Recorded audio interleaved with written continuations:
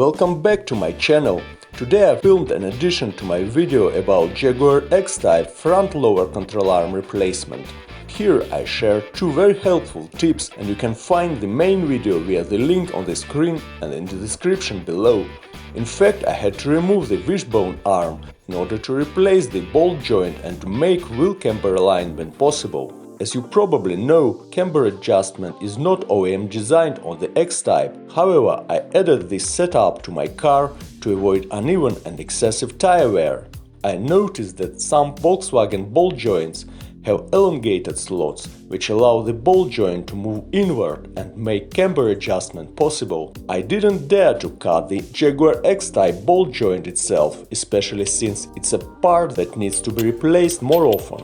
Instead, I elongated the mounting holes in the wishbone arm.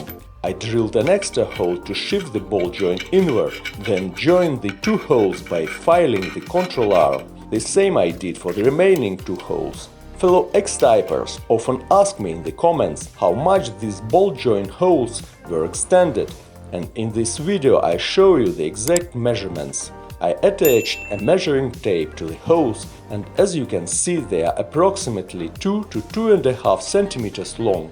I couldn't elongate the central hole any further because the wishbone starts to protrude at that point and it wouldn't allow me to tighten the nut properly. As for the second tip, you can see in my videos how I remove the bolt that secures the hydrofield bushing and reinstall it from underneath. That allows me to remove the control arm or the bolt joint much more easily, without risking damage to the bushing or causing the fluid to leak out. According to the service manual, any work on the front suspension requires lowering the front subframe, then reinstalling and realigning it. However, by removing this bolt once and reinstalling it from the bottom up, I've made it possible to perform almost any front suspension repair without lowering the subframe. When repairing my car for the first time, I removed both bushing bolts as well as the bolt joint bolt, removed them from their places, and then carefully tilted the arm just enough to pull the hydro bushing retaining bolt upward.